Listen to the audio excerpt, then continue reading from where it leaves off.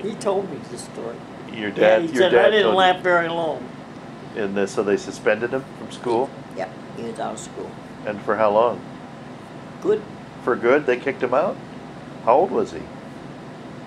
In the 6th grade. Wow. So did he go to another school? He was out We after only had that school. That was the only school The in only Germantown? Catholic school. So what happened after 6th grade if Grandpa didn't go to school? Then he said, then Dad was really upset. And he said, "You're going right to the mill and work there." "Oh, I'm not working over there," he said. "Quarter an hour."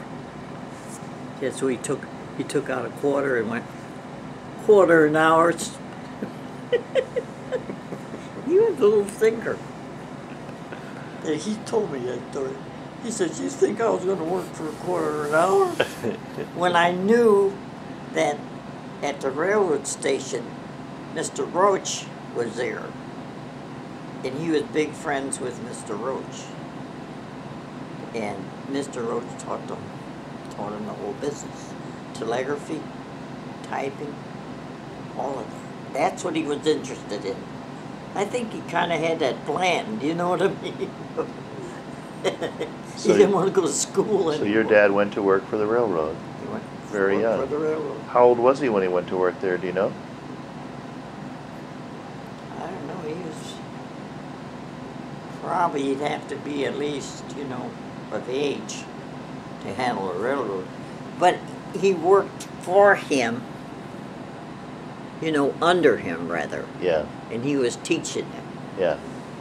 He's being mentored. Yeah. For the railroad. And he learned Morse code. Yeah. And he could do that. He knew telegraphy. See what I'm saying about him. He would go in the door. 3 dots, 2 dots, 4 dots, dash.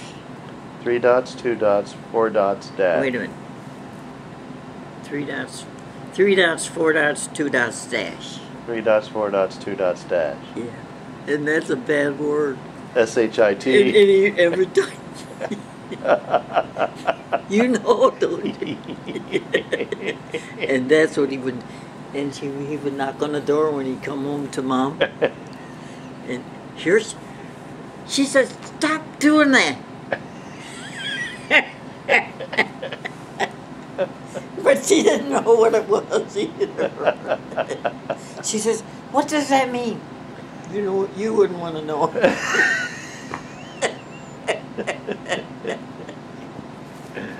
Then he'd laugh. Oh, boy. And Mom was just the opposite. She wouldn't say anything bad, ever. I never, ever heard her say a bad word. If she isn't in heaven, nobody is. So if Grandma Schoendienst is not in heaven, then heaven probably doesn't exist, right? No, that's what I'm saying. Then you and I don't have a shot, is what you're saying. No.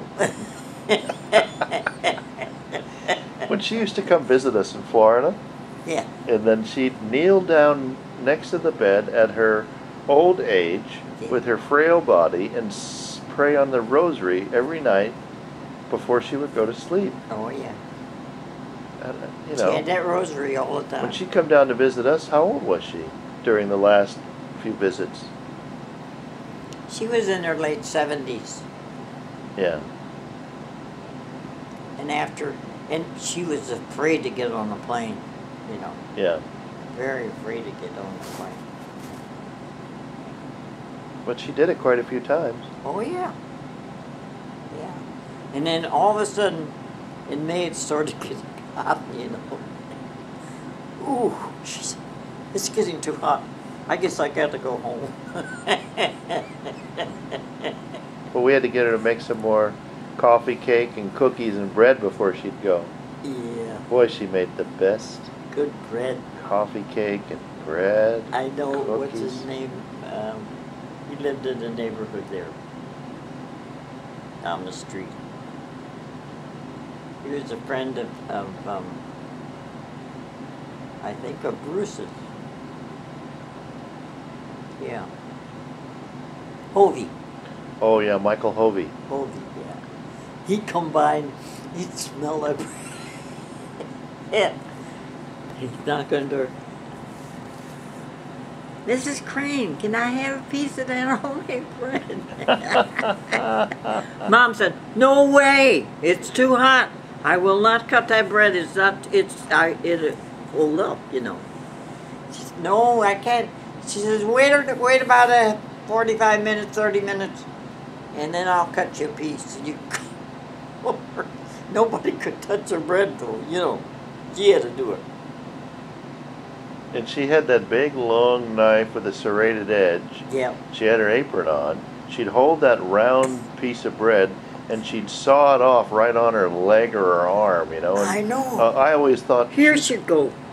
She'd cut it right into her chest, yeah. Yeah. And she cut right towards her. She could cut herself. Yeah. But she never did. No, she never did. She cut a lot of bread, but I never saw any bleeding. No.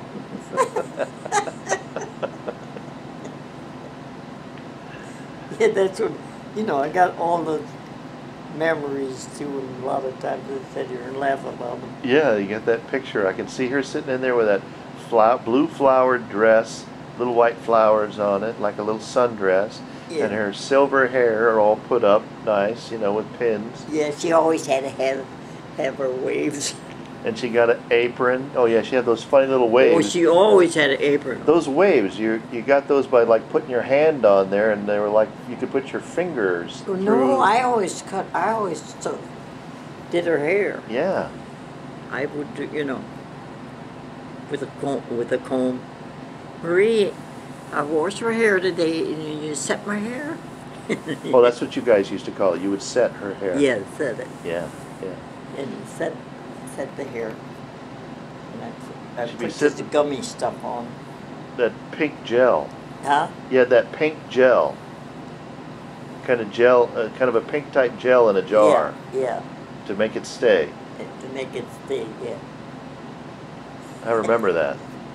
Yeah, I put all that junk on, and then you press it in, you know, like take a comb and make it that way, and you press it in into waves. Yeah. And she was happy. She had her hair set. Yeah, she was had happy. her hair set. She'd be ready for church the next day. And boy, did she guard the baked goods. She would guard them against all of us little Indians trying to go in there and get at it. We would always try to find, where's the hiding place? Where's she putting the cookies now? Where'd she put the rest of that coffee cake? Yeah, right. We know that bread somewhere. Yeah. Where is it? She'd be guarding it. Like precious Fort Knox gold. Right, yeah. And then sometimes she... Yeah, she could do that with the finger. Be careful. That finger came out, oh boy. That's why I'm such a scarecrow. My mother, see, I had 2 older brothers, then I came, then I had 2 younger sisters, Ruth and Ari. Well, they were too little to play with, so I played with the boys, you know. Yeah. And, what was I going to say? I don't know now. You said that she made you into kind of a scaredy cat. Oh, she said to me, I couldn't do nothing.